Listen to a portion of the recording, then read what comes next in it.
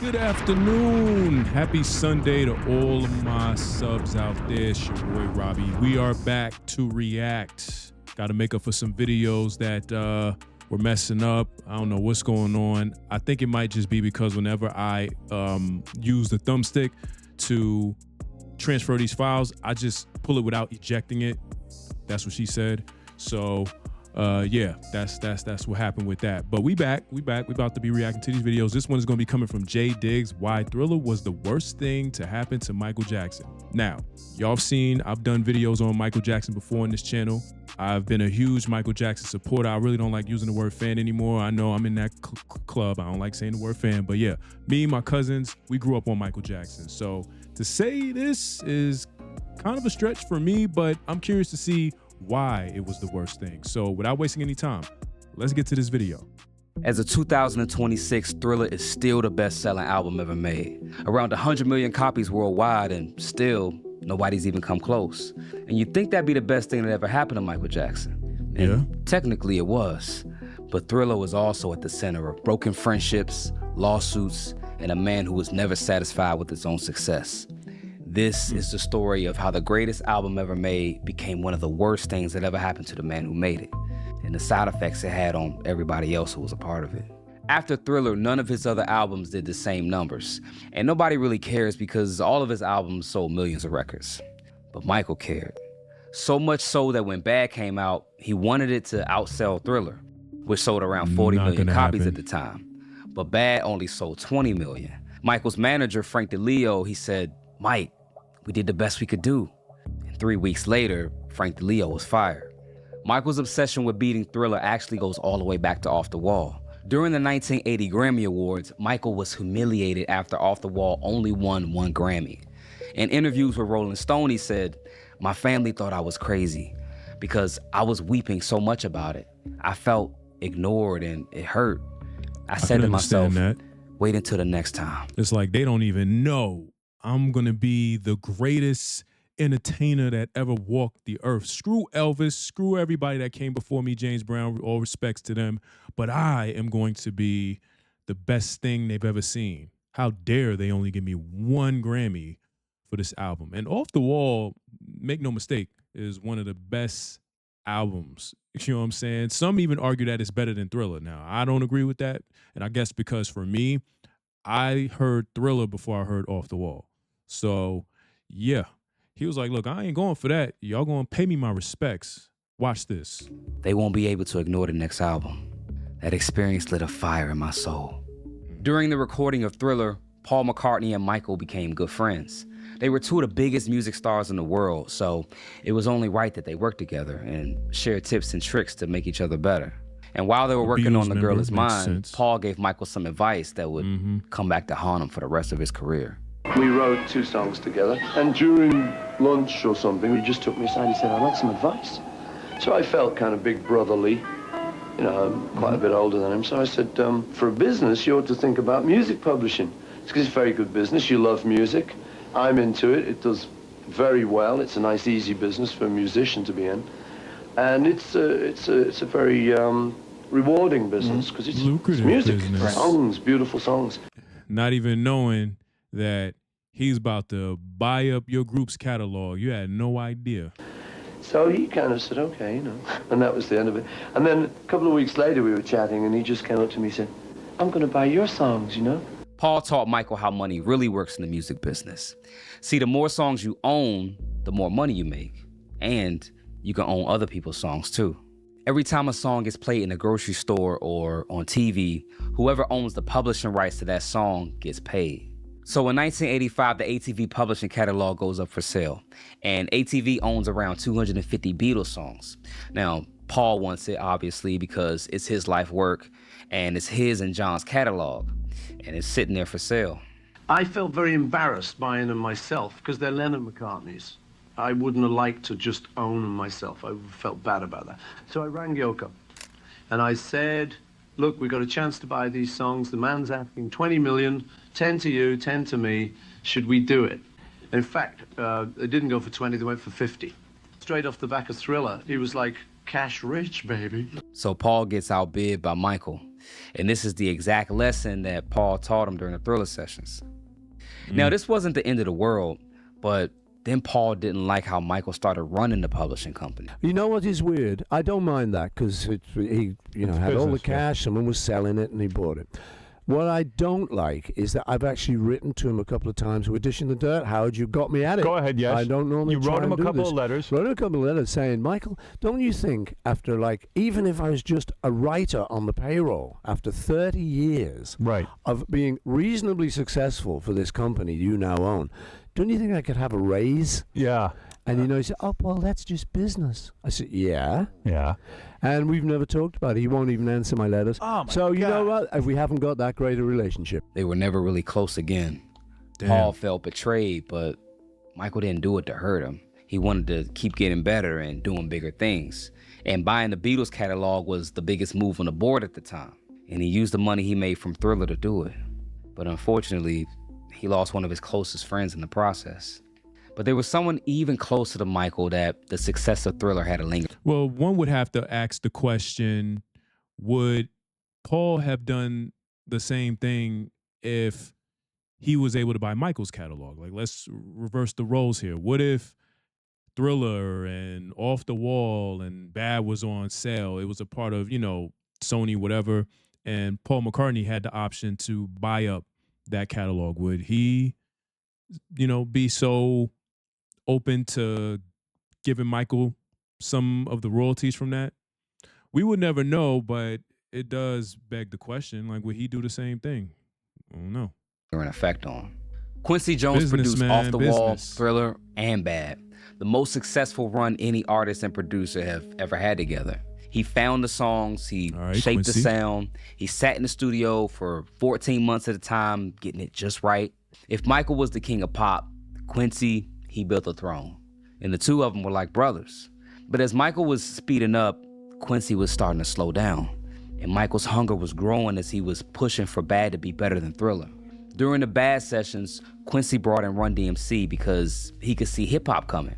And Michael told his manager behind Quincy's back, I think Quincy's losing it. And he doesn't understand the market anymore. Michael actually said that rap is dead. Now, this is in 1987, right before rap was about to change the direction of the entire industry. So even though Quincy was right, Quincy was getting tired and he didn't want to keep chasing Thriller numbers. Weren't the two of you kind of disappointed creatively and sales-wise on the Bad LP? Disappointed with 22 million albums? No, not at all. I mean, y'all got to think. For Michael, yeah, he wanted to outsell Thriller, but you got 22 million albums. Mind you, this is pre-social media and the internet, things like that, where with just one post and a couple of hashtags, you can go crazy. The virality, if that's the right word I'm using, is insane. We're talking about a time where none of that existed. Like, you had to go to a record store, wait online, or wait for the release of multiple albums that were coming out at the same time. And you had to buy it. You had to buy the physical music. And he did all of this without social media. Like, that's not something to sneeze at. Like, yeah, 22 million. But I get it, though. Thriller, Bad, but come on, If you look at it in relationship to Thriller, which is 40 million, but that's insanity to think you're going to do that again. 22 million albums is a lot of records. I wasn't disappointed. I've been in the business too long to be disappointed with 22 million. So Michael hired new producers. At that time, yeah. Teddy Riley and other guys that had the current sound. But Michael was paying him 5 times what he ever paid Quincy. Now, a lot of people say Michael and Quincy had some kind of falling out. But Quincy understood Michael, he had to move on. But Thriller continued to haunt him in a whole nother way. After Michael died, the Jackson Estate and Sony went on to do multiple projects, like the This Is It documentary, the circus shows, and other recordings that used the music that Quincy and Michael wrote together. But they left Quincy out of the deal, and they didn't pay him his royalties. He was forced to take Michael's estate and Sony to court. He said he was owed millions in royalties off the records they made. And in 2017, the jury agreed, and they awarded him $9 million. And it only got uglier from there. Because in 2020, an appeals court overturned the ruling. They said the jury misunderstood some of the contracts and the amount was brought down to $2.5 million. The Jackson Estate attorney, Howard Weissman, he said to Quincy, "You're the last person we expected this from. Don't you realize you're essentially suing Michael himself?" And Quincy said back, "I'm not suing Michael, I'm suing you all." Ultimately, Quincy said it wasn't necessarily about Michael, it was about protecting the work that they did together. It's just sad to see that this partnership that they had with all of this legendary music ended up with Quincy in a courtroom trying to argue for what's rightfully his, and then Michael not being here to back him up. But the damage wasn't just people Michael was close to. It hit someone you never expect. One of the most famous voices on the Thriller album.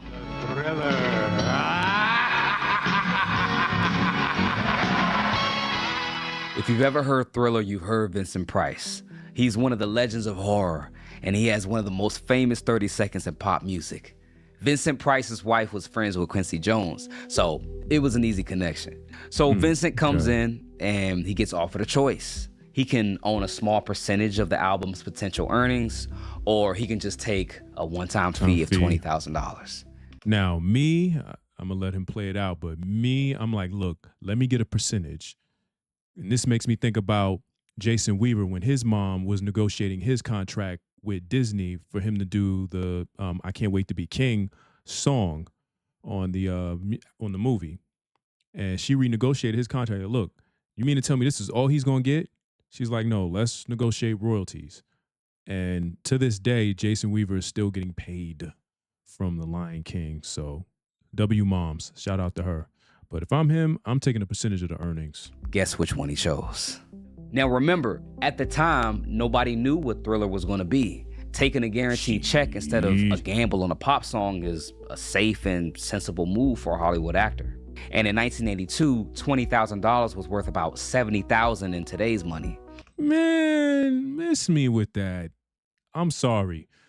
I would take a percentage of the sales because this is Michael Jackson we're talking about. Matter of fact, let's do some research here. Let's see something. We're gonna take a little intermission. Let's see how many albums did Off the Wall sell. Okay, that's Off the Wall. It sold 20 million copies worldwide. Let me see. First week. Let's look at the first week though. Okay, Michael Jackson's Off the Wall didn't have massive certified first week sales. In 1979, the music industry rarely tracked first week sales. Instead, the record built momentum, gradually selling 3 million copies in the US by the end of 1979 and going on to sell 20 million copies worldwide. Okay, there we go. So, if his first solo album sold 3 million, why wouldn't you go ahead and be like, you know what? I'm going to take a percentage of the sales. If he sold 3 million in 1979, Thriller came out in 1982. So you could have very well, man, he screwed up with that one. He definitely messed up with that. So Vincent Price takes his fee, and then he watches the song become the most famous track on the most famous album ever made. He watches as his laugh on Thriller becomes more famous than any of his Hollywood roles. Yeah. And he doesn't see another cent from any of it.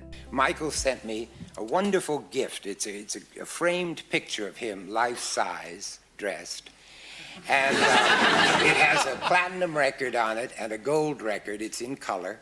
And at the bottom it says, "To Vincent Price, thank you so much for your help with Thriller, in celebration of the 30 millionth album." Can you believe that? And I got none of it. You feel some type of way, but hey, you had a choice, my guy. See how they always do? It's like you decided to take $20,000 because you thought, what is it to me? He ain't gonna do crazy numbers. It's just all the while his first album sold 3 million. Why wouldn't you go ahead and be like, you know what, I'll get a percentage? Like, let's just even say he took, let's just say he gets 2% of the sales, right? Let me see, 30 million. Hold on, y'all. 2% of that is $600,000. That's just 2%.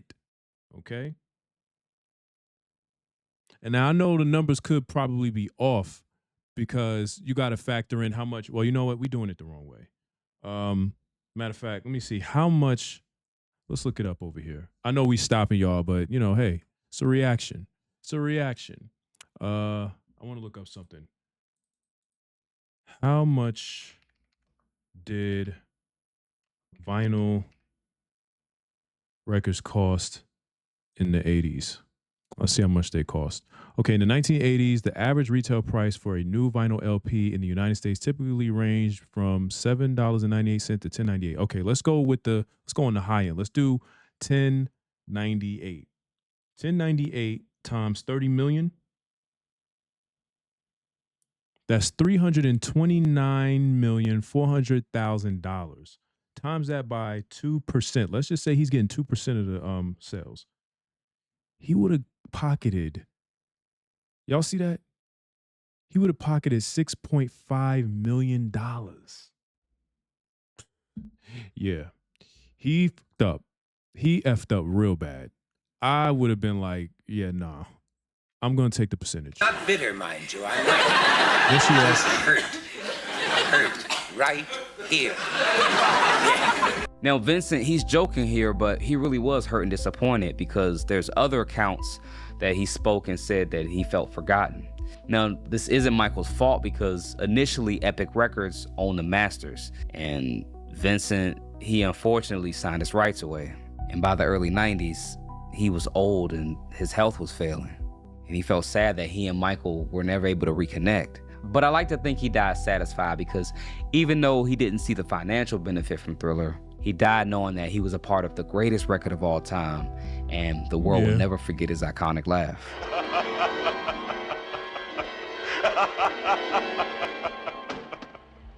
Now, Vincent Price, he at least got a year's salary from Thriller, but the next person is probably the second most recognizable face when it comes to the song, and she walked away with almost nothing. Ola Ray plays Michael's girl in the Thriller video. She's become a cult favorite. People dress up as her for Halloween, people cosplay as her at conventions, and she's portrayed in every Thriller-inspired video. But she only got paid around $2,500 for it. Now, at the time, that wasn't an insult because $2,500 for a music video in 1983, that was a normal day's work.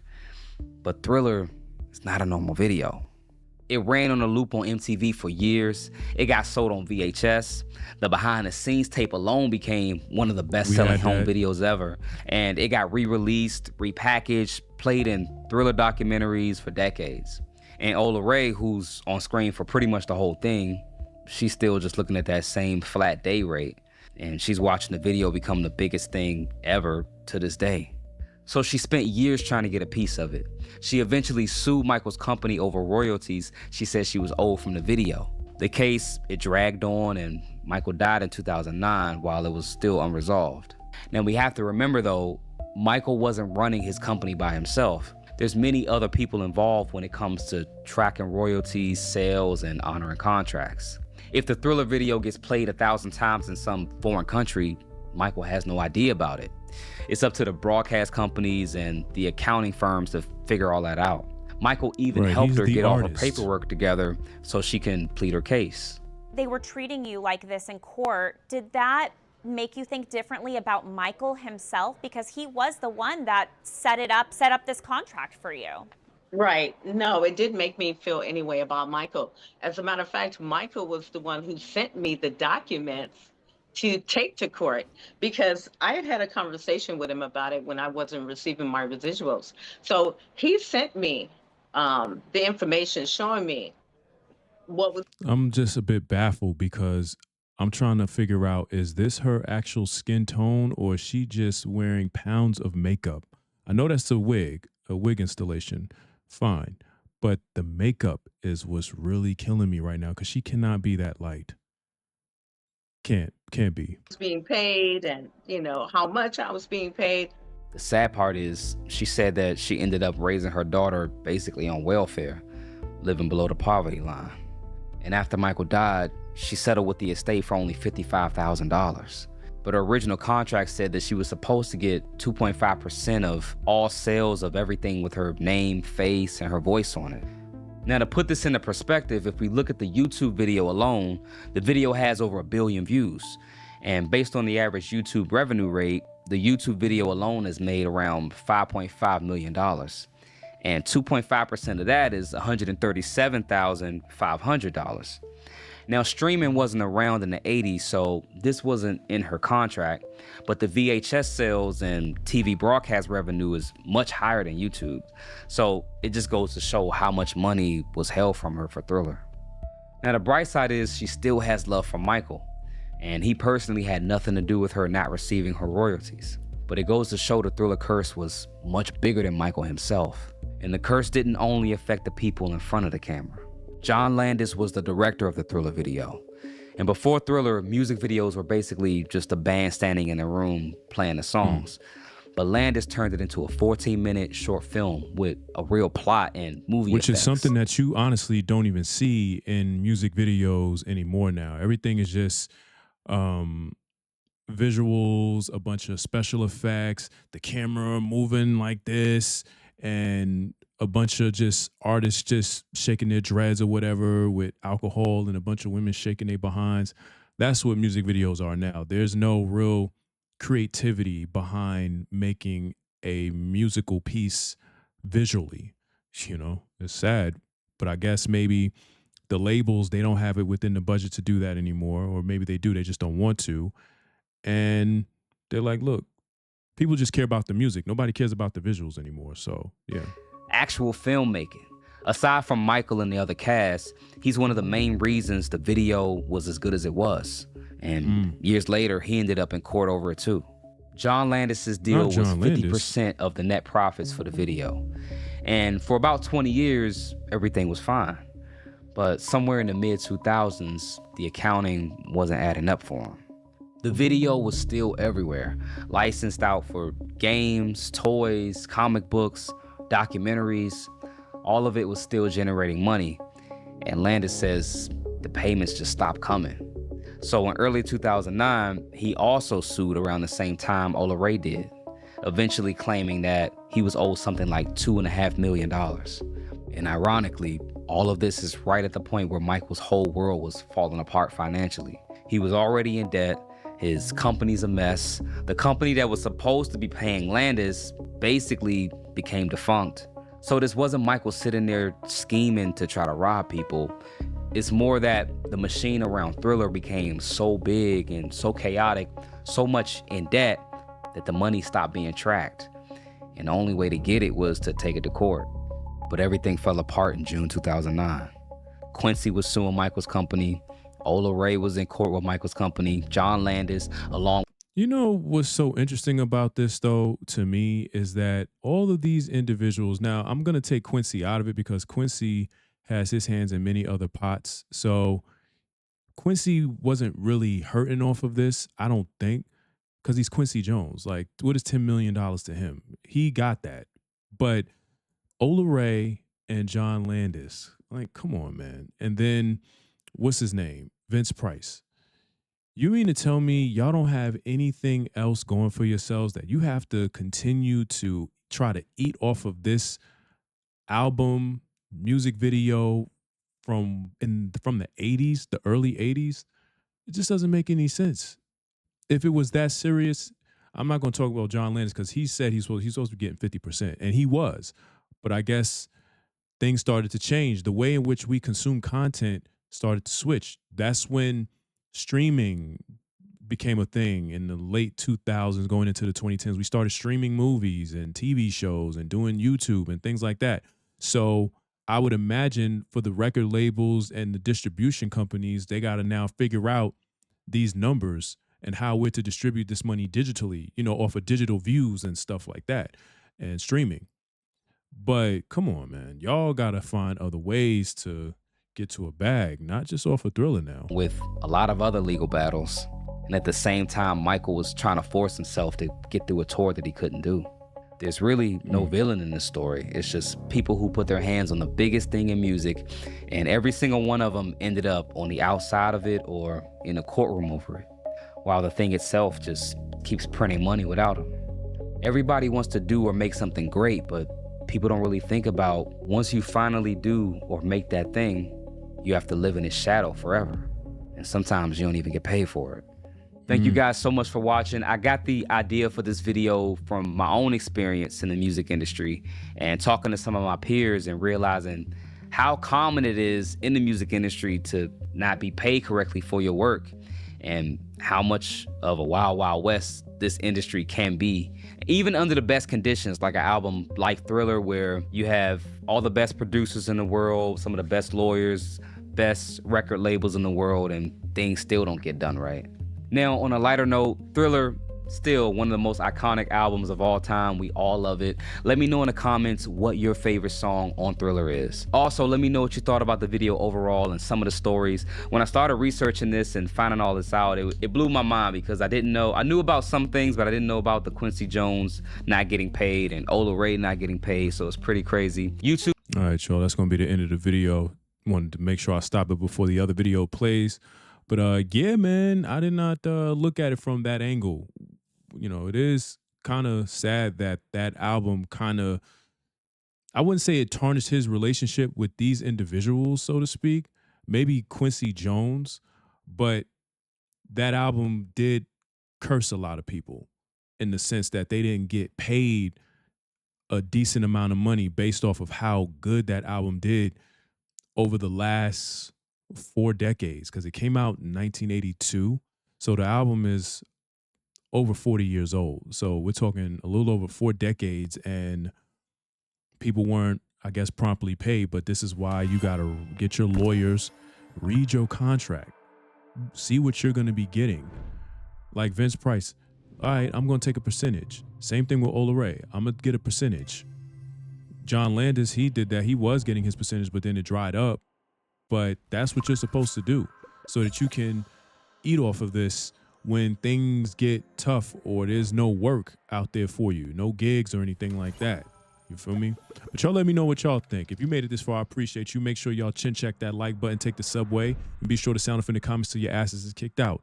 That being said, it's your boy Robbie. Till the next video, we gone.